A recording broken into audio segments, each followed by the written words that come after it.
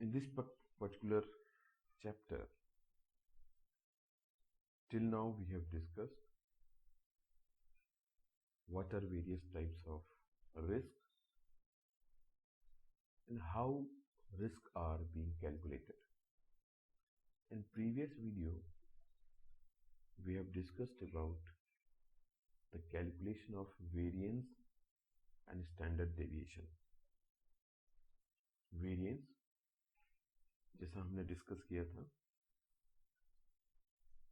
ये square of return और expected return, जो एक्चुअल रिटर्न मिल रहा है और जो हमने एक्सपेक्ट किया था, उन दोनों के डिफरेंस का स्क्वायर का कैलकुलेशन वेरिएंस मिलता है।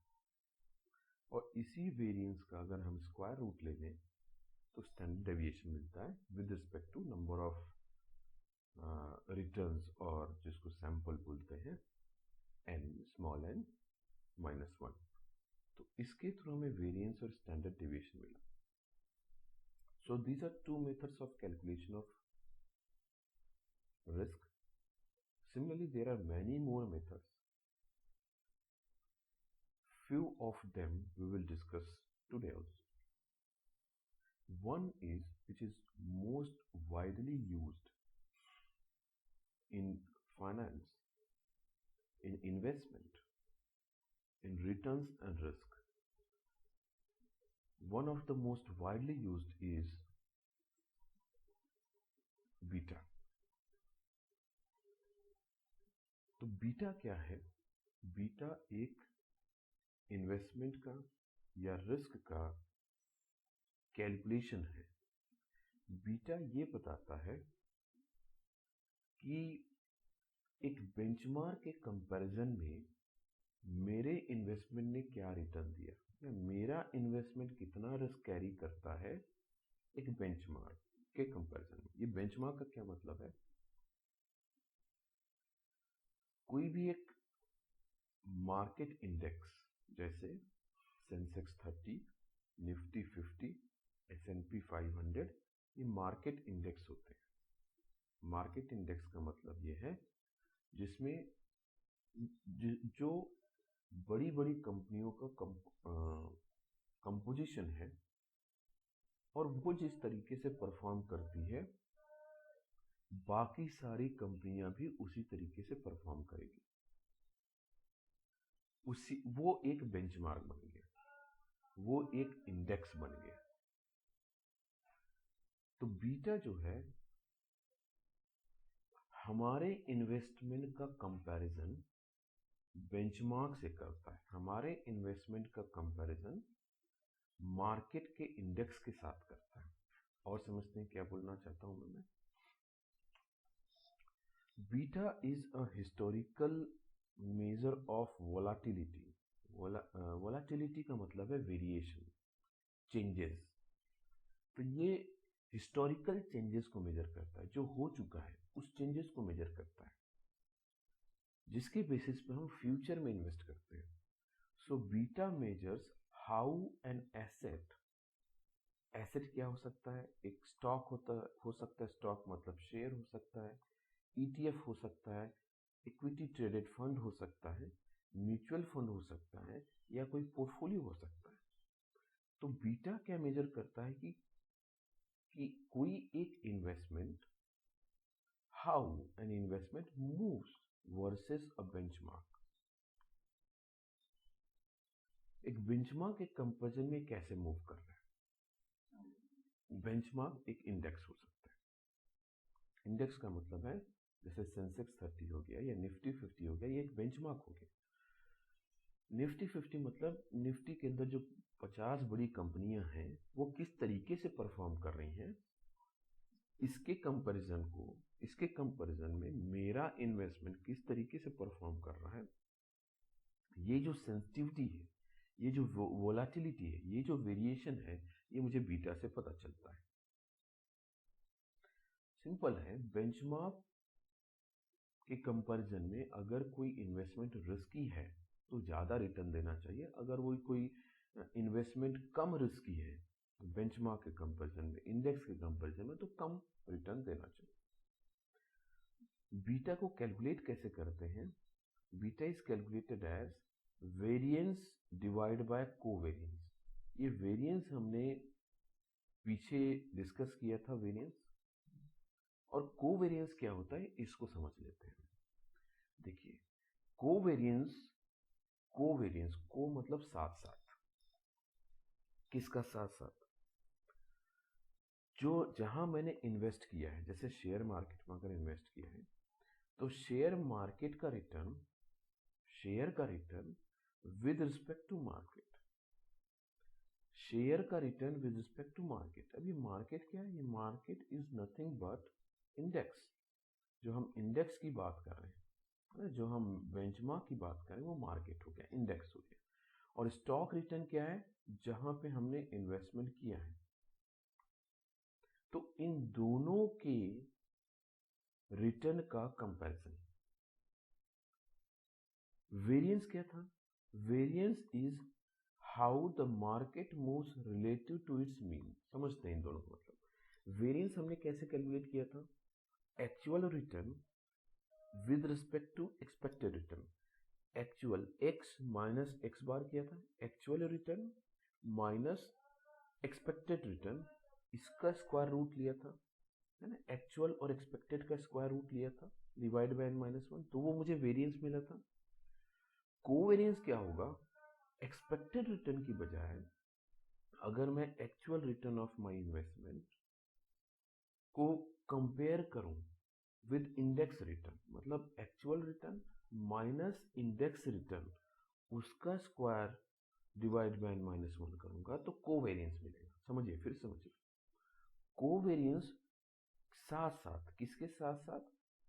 कोवेरिएंस में देखेंगे, कोवेरिएंस में जो मेरा इन्वेस्टमेंट का रिटर्न आया है और जो इंडेक्स रिटर्न दे रहा है, इंडेक्स किस तरीके से परफॉर्म कर रहा है और मेरा इन्वेस्टमेंट किस तरीके से परफॉर्म कर रहा है, इनका जो वेरिएंस होगा वो कोवेरिएंस कहलाएगा।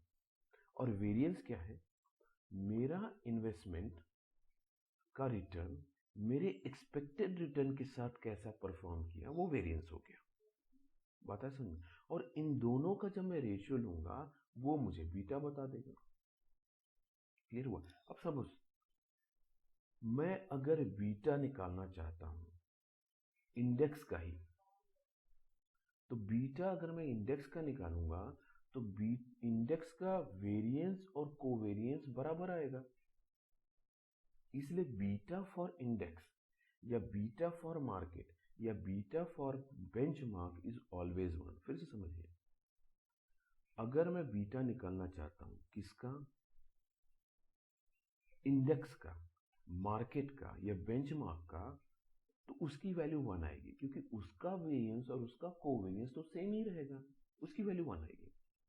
और अगर मैं यही बीटा वैल्यू किसी दूसरे इन्वेस्टमेंट का निकालूं, म्यूचुअल फंड का निकालूं या इन्फोसिस के शेयर का रिटर्न का निकालूं या किसी पोर्टफोलियो के रिटर्न का निकालूं, तो उसका comparison will be with index. तो मेरे इन्वेस्टमेंट का जो रिटर्न होगा वो इंडेक्स से ज्यादा भी मिल सकता है, इंडेक्स से कम भी मिल सकता है। इसलिए बीटा की वैल्यू 1 से ज्यादा हो सकती है, 1 से कम हो सकती है, माइनस तक हो सकती है। सो इफ बीटा की वैल्यू 1 आई, इफ बीटा इज 1, बीटा की वैल्यू, मेरे इन्वेस्टमेंट की वैल्यू अगर 1 आ गई, इसका मतलब ये हुआ कि there is a positive correlation. Correlation क्या बोलता है? कोरिलेशन बोलता है कि को साथ साथ कैसे रिलेटेड है, को रिलेटेड है, मतलब इंडेक्स जैसा परफॉर्म कर रहा है वैसा ही मेरा म्यूचुअल फंड परफॉर्म कर रहा है। तो अगर 1 आ गई और 1 से ज्यादा आ गई तो मतलब 1.2, 1.5, 1.6 आ गई, तो मेरा जो म्यूचुअल फंड का रिटर्न है वो सेंसेक्स 30 या निफ्टी 50 से ज्यादा रिटर्न दे रहा है। पर क्योंकि प्लस में है तो कोरिलेशन पॉजिटिव है। सो if beta 1 implies positive correlation where the asset moves in the same direction and the same percentage as benchmark, तो अगर 1 की जगह 1.2 आ गया तो क्या मतलब हुआ? 1.2 आ गया, इसका मतलब है कि जो मार्केट रिटर्न दे रहा है, इंडेक्स का रिटर्न जो है, उससे ज्यादा रिटर्न मेरा म्यूचुअल फंड दे रहा है। और अगर 1 से कम आ गई तो मेरा म्यूचुअल फंड का रिटर्न इंडेक्स रिटर्न से कम आ रहा है। क्या इसकी वैल्यू माइनस हो सकती है? बीटा की वैल्यू माइनस भी हो सकती है। माइनस का क्या मतलब है? If beta is -1 implies a negative correlation. Negative correlation का क्या मतलब है?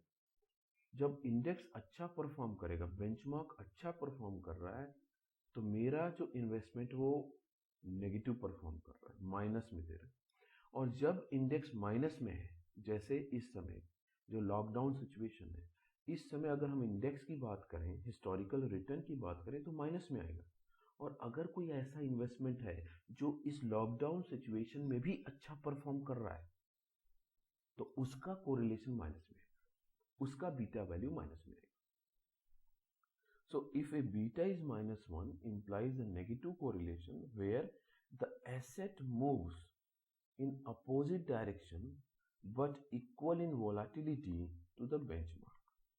This is beta. इसको एक और न्यूमेरिकल के साथ और समझते हैं। पहले हम अल्फा को समझ लेते हैं।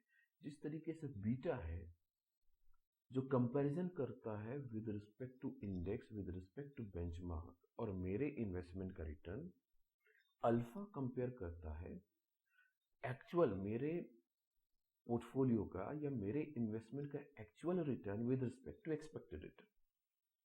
ये वेरिएंस से डिफरेंट है। किस तरीके से डिफरेंट है? वेरिएंस में हम जो एक्सपेक्टेड रिटर्न ले रहे थे वो मीन ऑफ एक्चुअल रिटर्न ले रहे थे। मतलब एक्चुअल रिटर्न जो आया उसका एवरेज ले लिया या उसका मीन वैल्यू ले लिया, वो मेरा एक्सपेक्टेड रिटर्न मिल गया। लेकिन जब हम अल्फा कैलकुलेट करते हैं फाइनेंस के लिए, फाइनेंशियल टर्म में या इन्वेस्टमेंट टर्म में, तो जो एक्चुअल रिटर्न है वो रिस्क को इंक्लूड करके निकाला जाता है। समझते हैं क्या है? अल्फा इज कैलकुलेटेड, अल्फा जिसको जेंसन्स अल्फा भी कहा जाता है, this alpha is equal to actual return minus expected return.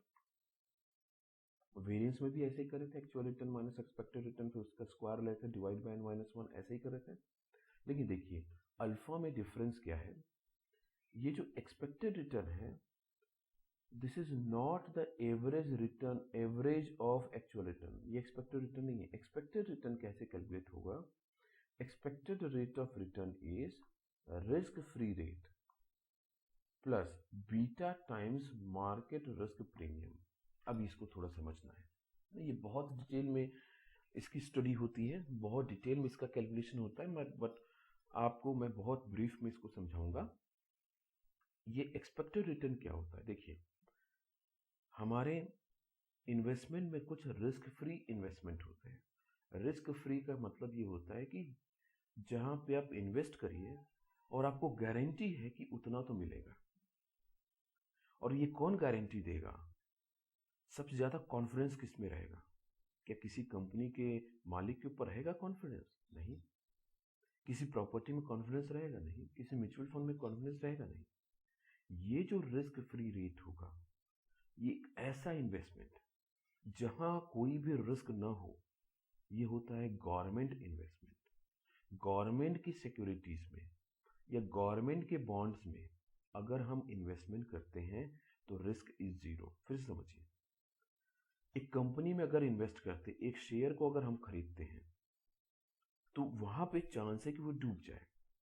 जैसे मैंने आपको एग्जांपल दिया था कि किंगफिशर में मैंने इन्वेस्टमेंट किया था पर किंगफिशर डूब गया, इतनी बड़ी कंपनी डूब गई, मेरा इन्वेस्टमेंट डूब गया। तो वो रिस्क फ्री नहीं है, दैट इज रिस्की इन्वेस्टमेंट। कोई भी शेयर में इन्वेस्ट करिए, किसी भी म्यूचुअल फंड में इन्वेस्ट करिए, किसी भी प्रॉपर्टी में इन्वेस्ट करिए, ऑल आर रिस्की। लेकिन अगर हम गवर्नमेंट ऑफ इंडिया के किसी भी प्रोजेक्ट में या किसी भी बॉन्ड में या किसी भी सिक्योरिटी में इन्वेस्ट करें तो गवर्नमेंट ऑफ इंडिया उसको रिटर्न करेगी। तो ऐसे इन्वेस्टमेंट को रिस्क फ्री इन्वेस्टमेंट कहते हैं। पर क्योंकि ये रिस्क फ्री इन्वेस्टमेंट कम रहता है, मतलब इसका जो रिटर्न होता है वो 6% 7% रहता है और हमें ज़्यादा रिटर्न चाहिए तो हम रिस्की इन्वेस्टमेंट में जाते हैं, क्योंकि हाई रिस्क हाई रिटर्न। तो अगर हम ज़्यादा रिटर्न चाहते हैं तो हमें रिस्की इन्वेस्टमेंट करना है। तो किसके कंपैरिजन में risky investment? In comparison to risk free investment. तो अगर आप कहीं रिस्क लेना भी चाहते हो तो वो जो इन्वेस्टमेंट है उसका रिटर्न रिस्क फ्री रिटर्न से ज़्यादा होना चाहिए, तभी तो आप इन्वेस्टमेंट करोगे। अगर मैं किंगफिशर में इन्वेस्टमेंट करना चाहता हूं तो Kingfisher should give me return greater than risk free return. Government के रिटर्न से ज्यादा देगा तभी तो मैं इन्वेस्ट करूंगा, क्योंकि आप रिस्की हो। तो कितना ज्यादा रिटर्न देना चाहिए वो है मार्केट रिस्क प्रीमियम। कितना ज्यादा रिटर्न उस पर्टिकुलर स्टॉक को, उस पर्टिकुलर शेयर को या उस पर्टिकुलर म्यूचुअल फंड को देना चाहिए, किसके कंपैरिजन में? गवर्नमेंट के रिटर्न के कंपैरिजन में कितना ज्यादा देना चाहिए, that is called market risk premium. और बीटा जो है वो उस पर्टिकुलर इन्वेस्टमेंट का रिस्क बता देता है। बीटा एक रिस्क कैलकुलेशन है। तो जो एक्सपेक्टेड रिटर्न आया, अब यहां समझिए, ये जो एक्सपेक्टेड रिटर्न है ये risk free rate plus beta times market risk premium, ये आएगा मेरे पास एक्सपेक्टेड रिटर्न। तो एक्चुअल जो रिटर्न आया है उसमें से मैं एक्सपेक्टेड रिटर्न को माइनस करूंगा। अब जो डिफरेंस आया है दैट इज कॉल्ड अल्फा। तो ये जो अल्फा है ये रिटर्न को भी इंक्लूड कर रहा है और रिस्क को भी इंक्लूड कर रहा है। कौन है risk? Beta. So alpha is used to measure performance on risk adjusted basis. मतलब ये रिटर्न को मेजर कर रहा है which include risk and which include return. Risk को भी इंक्लूड कर, रिस्क कौन सा? बीटा आ गया, और रिटर्न रिस्क फ्री और risk premium, market risk premium. तो ये दोनों को इंक्लूड करता है। The goal is to know if an investor is being compensated for the volatility risk taken.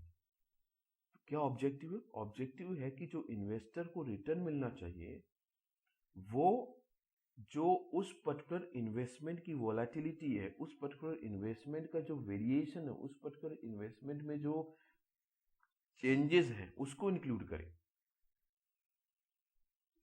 The return on investment might be better than benchmark, but still not compensate for assumption of volatility risk। यहां समझिए, ये बहुत important point है।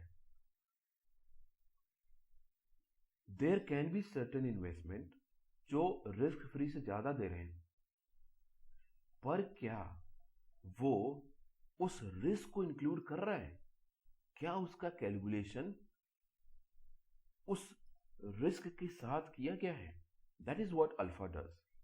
The return on investment, जहां पे भी मैंने invest किया है, जिस म्यूचुअल फंड में इन्वेस्ट किया है, वो शायद बेंचमार्क से ज्यादा दे रहा है, वो शायद इंडेक्स से ज्यादा दे रहा है, but still not compensate for assumption of volatility risk. लेकिन ऐसा सिचुएशन आ सकता है कि उसमें जो बीटा है वो इंक्लूड न किया गया हो। ऐसी जगह पे हम अल्फा कैलकुलेट करते हैं। तो जब हम इन्वेस्टमेंट करना चाहते हैं, it's better to calculate beta and alpha, तब हम डिसीजन लेंगे तो वो ज्यादा बेटर हमारा इन्वेस्टमेंट रहेगा, क्योंकि उसने जो इन्वेस्टमेंट है उसके रिस्क को भी लिया है, एट द सेम टाइम उसने उस रिटर्न को भी लिया है जो उस रिस्क के साथ रहना चाहिए, that is market risk premium. And alpha of zero, अगर किसी इन्वेस्टमेंट का अल्फा की वैल्यू जीरो आ गई, this means that investment has exactly earn the return adequate for volatility assumed. मतलब अगर एक्चुअल रिटर्न और एक्सपेक्टेड रिटर्न बराबर है, मतलब उस पर्टिकुलर इन्वेस्टमेंट ने बेस्ट परफॉर्म किया है, जितना एक्सपेक्टेड होना चाहिए उतना ही रिटर्न दे रहा है, ऐसा इन्वेस्टमेंट बेस्ट इन्वेस्टमेंट होता है। उस केस में अल्फा की वैल्यू जीरो आनी चाहिए। And alpha less than zero, और अल्फा की वैल्यू अगर लेस देन जीरो है, means the investment has earned a return that has not compensated for the volatility risk assumed. और किसी की अल्फा की वैल्यू 0 से कम आती है, माइनस में आ गई है, इसका मतलब है वो पर्टिकुलर इन्वेस्टमेंट ने परफॉर्म नहीं किया है with respect to risk assumed. जितना वो इन्वेस्टमेंट, जितना वो पर्टिकुलर म्यूचुअल फंड, जितना वो particular share market risk carry कर रहा है, उसने उतना रिटर्न नहीं दिया है अगर अल्फा की वैल्यू माइनस आती है तो। एग्जाम्पल के साथ समझते हैं। एक company XYZ stock share has a return on investment of 12%। उसका इन्वेस्टमेंट का रिटर्न 12% है ना, परफॉर्म किया, एक साल का मैंने रिटर्न देखा XYZ स्टॉक का शेयर का, तो 12% का रिटर्न दिखा। इसका जब बीटा वैल्यू कैलकुलेट किया गया, बीटा वैल्यू कैसे कैलकुलेट करते हैं, वेरिएंस अपॉन कोवेरिएंस। तो बीटा वैल्यू जो कैलकुलेट किया वो आ रहा है +1.5। +1.5 मतलब पॉजिटिव में दे रहा है, positive correlation. And our benchmark is Nifty 50। Nifty 50 benchmark market है, और बेंचमार्क जो है वो 10% का रिटर्न दे रहा है। अब यहाँ देखिए, इसको समझिए, बेंचमार्क का रिटर्न 10% है, बीटा की वैल्यू 1.5 है, और जो शेयर है वो 12% परफॉर्म कर रहा है। So if beta is 1.5, volatility is 50% greater than benchmark.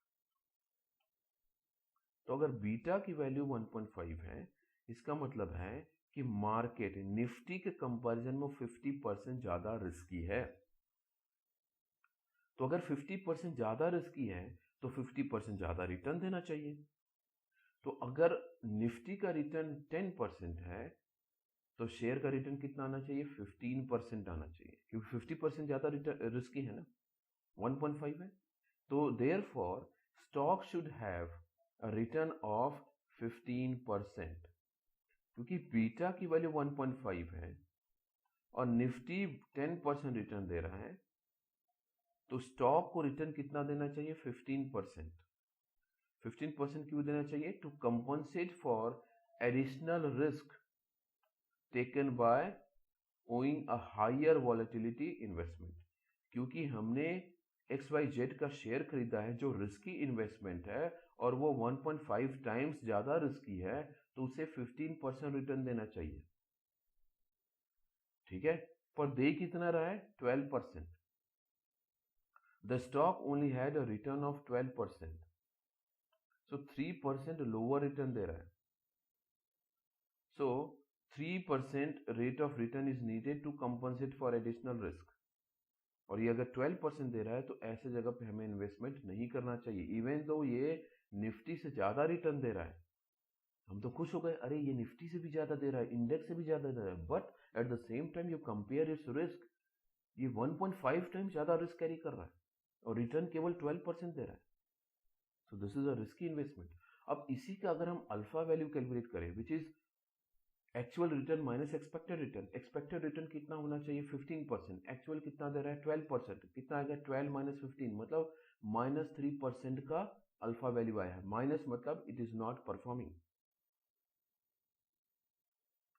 So the alpha for the stock is -3. Alpha for the stock is -3 and tells us it was not a good investment even though the return was higher than benchmark. तो अगर हम return देखते हैं 12%, ये तो बहुत अच्छा दिख रहा है, लेकिन जब हम इसका रिस्क और रिटर्न का कंपैरिजन करते हैं, दैट इज अल्फा, तो अल्फा की वैल्यू -3 मिल रही है, मतलब ये अंडर परफॉर्म कर रहा है with respect to risk it is carrying. So this is not a good investment. So ये है अल्फा और बीटा से रिलेटेड। अब एक और हम रिस्क डिस्कस करेंगे, that is called risk adjusted return. This is nothing but जो आपने अल्फा कैलकुलेट किया है वो एक रिस्क एडजस्टेड रिटर्न है। इसी तरीके से एक और टर्म यूज होता है, शार्पेज रेशियो, है ना, एक जो इकोनॉमिस्ट हैं उनके नाम पे इस रेशियो का नाम रखा गया है, जो रिस्क को रिटर्न में रिस्क को एडजस्ट करता है। मतलब जब भी हम रिटर्न लें, रिस्क उसके साथ है। क्योंकि होता क्या है, हम रिटर्न तो अलग कैलकुलेट करते हैं और रिस्क अलग कैलकुलेट किया जाता है। तो रिस्क और रिटर्न एक साथ क्लब होना चाहिए, तब जो रिटर्न मिलेगा that is called risk adjusted return. While evaluating and investment options, जब हम इन्वेस्टमेंट करना चाहते हैं हमारे पास बहुत सारा ऑप्शन है, शेयर मार्केट है, एफडी है, देन म्यूचुअल फंड है, प्रॉपर्टी में इन्वेस्टमेंट है, या गोल्ड में इन्वेस्टमेंट करें, ऐसे बहुत सारे ऑप्शंस रहते हैं। And we generally tend to see the returns generated by the investment options.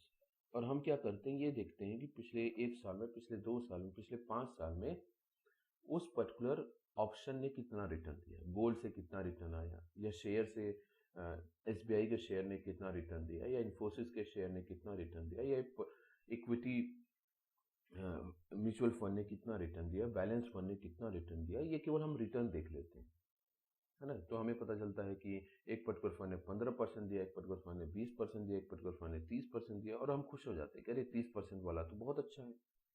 Yes, हमें मालूम है कि ये जो ज़्यादा रिटर्न दे रहा है वो ज़्यादा रिस्क कैरी कर रहा है, ये हमें मालूम है, पर हम एट द सेम टाइम ये भी तो देख रहे हैं कि वो ज़्यादा रिटर्न दे रहा है। तो हम उस रिटर्न को देखते हैं और उसमें इन्वेस्टमेंट करना शुरू कर देते हैं।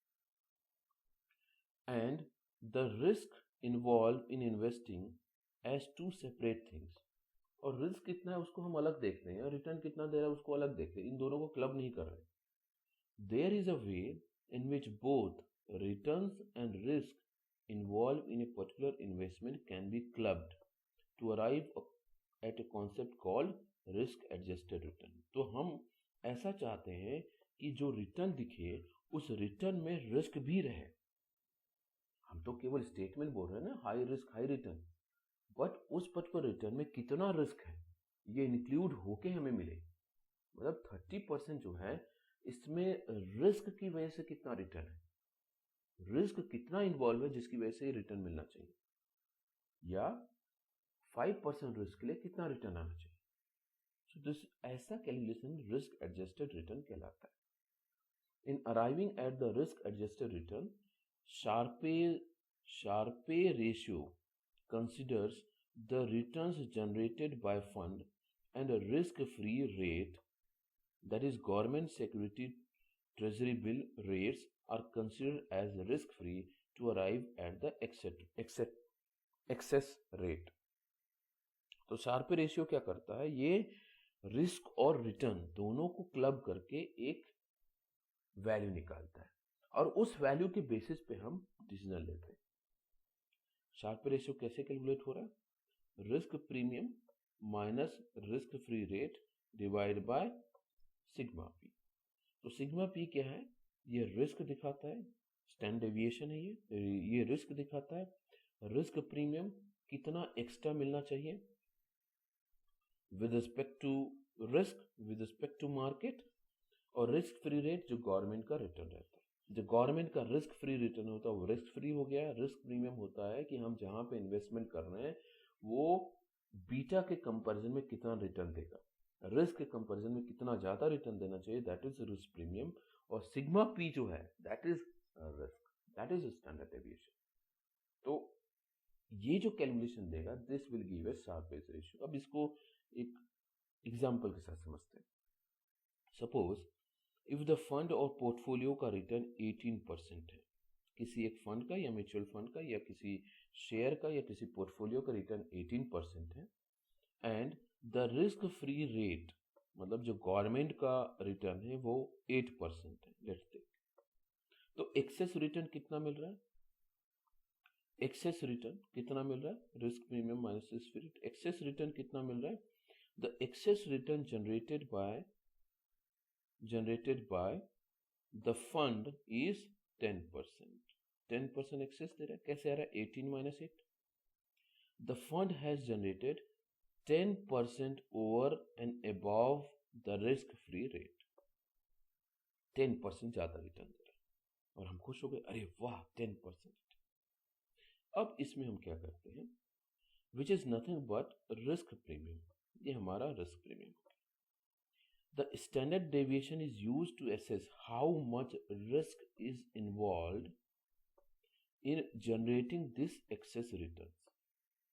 तो अगर अज्यूम करते हैं कि हमारा जो स्टैंडर्ड डेविएशन फंड का आया है वो 4 है, ये हम कैलकुलेट करेंगे जो हमने पिछले वीडियो में डिस्कस किया, तो वहां से हम कैलकुलेट कर सकते हैं उस पर्टिकुलर फंड का स्टैंडर्ड डेविएशन। लेट्स से उसका स्टैंडर्ड डेविएशन 4 आया, तो हम क्या करेंगे, 18 माइनस 8 डिवाइड बाय 4, तो 10 डिवाइड बाय 4 करेंगे तो हमें क्या मिलेगा, 2.5।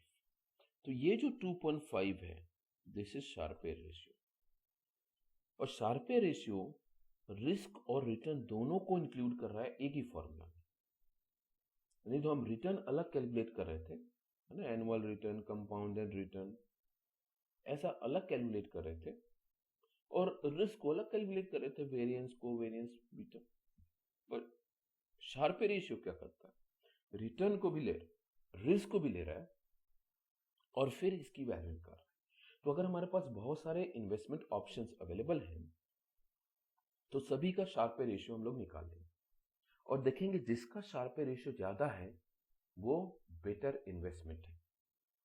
सो higher the ratio, better the fund. This is called risk adjusted return.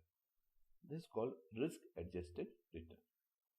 तो यहां पे हमारा यूनिट 2 कंप्लीट हो जाता है, रिस्क एडजस्टेड रिटर्न तक कंप्लीट हो जाता है। आप इसको अच्छे से पढ़िए, कोई भी कहीं डाउट होगा, प्रोवाइड योर फीडबैक, व्हाट्सएप पे शेयर करिए या फिर आप चैनल में इसको फीडबैक देंगे, कमेंट करेंगे। पढ़िए और आगे बढ़िए। Thank you, all the best.